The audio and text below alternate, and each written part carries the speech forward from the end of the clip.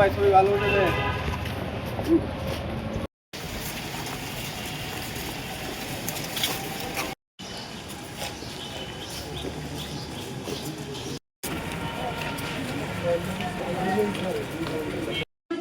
পাট ও পাট বীজ সম্প্রসারণ একটি প্রকল্প বাস্তবায়িত হচ্ছে। কীটনাশক সামগ্রী বিতরণ করা হচ্ছে ময়মনসিংহে 12টি উপজেলায়।